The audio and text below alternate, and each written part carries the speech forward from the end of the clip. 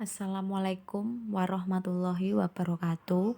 Perkenalkan, nama saya Fenty Rahmasari, kelas manajemen 19A1, NIM 19041404. Di sini saya akan mempresentasikan perilaku konsumen, motivasi, persepsi, dan sikap terhadap pengambilan keputusan pembelian produk handphone Vivo di Mojosongo, Solo. Rumusan masalah penelitian. Dalam penelitian ini, apakah faktor internal seperti motivasi, persepsi, dan sikap mempengaruhi pembelian produk handphone Vivo di Mojosongo, Solo?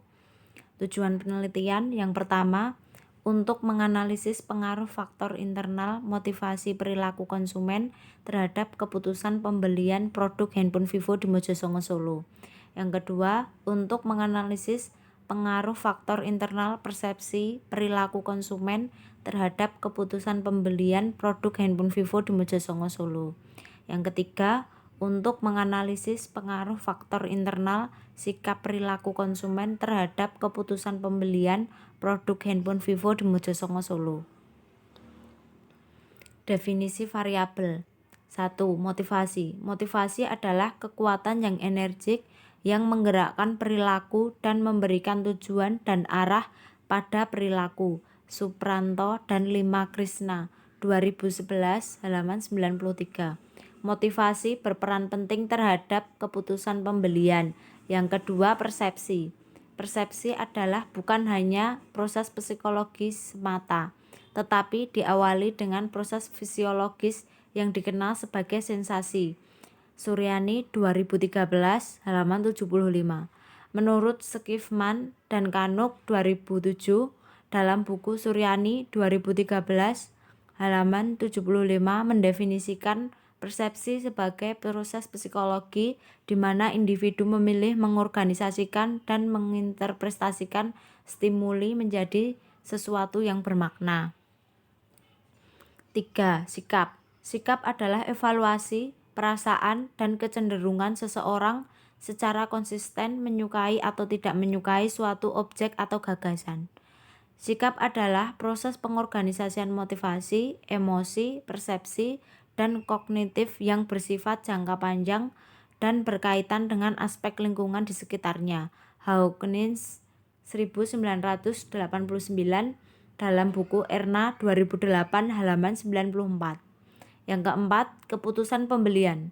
Keputusan pembelian adalah proses integrasi yang digunakan untuk mengombinasikan pengetahuan untuk mengevaluasi dua atau lebih perilaku alternatif dan memilih satu di antaranya.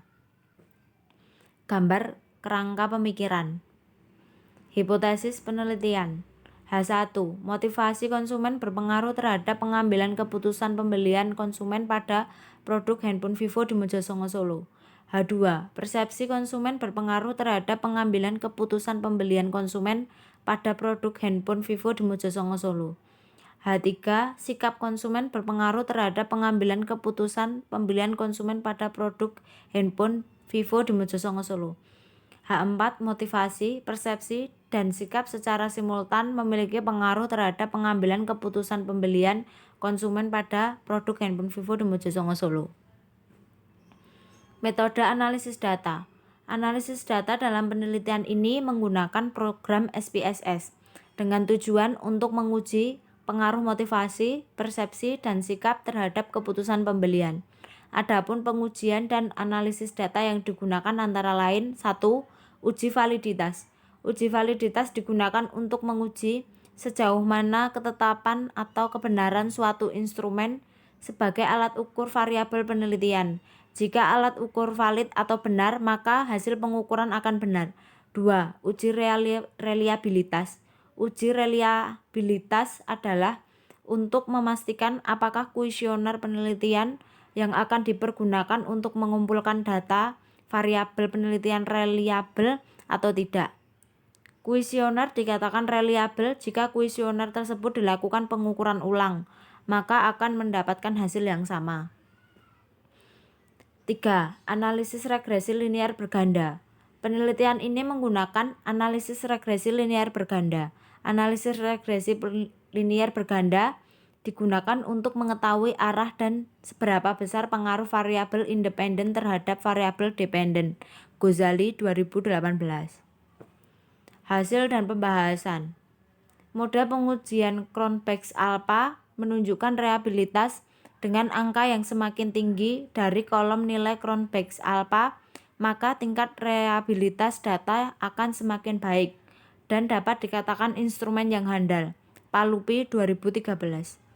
Dalam pengujian Cronbach's-Alpha sebesar 0,887 termasuk dalam kategori reliabilitas yang tinggi dengan angka 0,887 lebih besar dari 0,5 sehingga dapat disimpulkan nilai Cronbach's-Alpha lebih besar dari 0,5 artinya sudah reliable.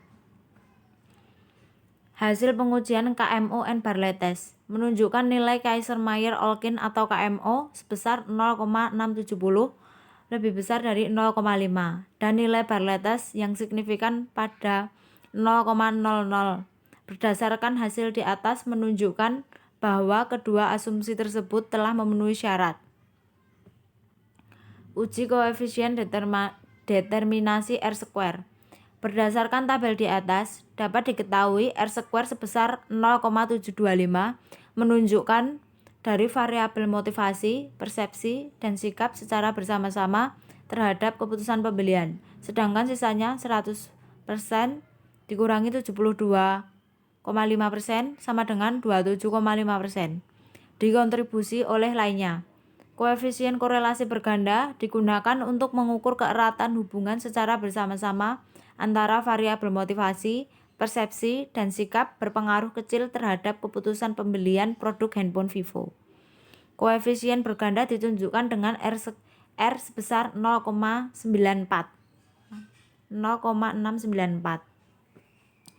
Uji F simultan hipotesis.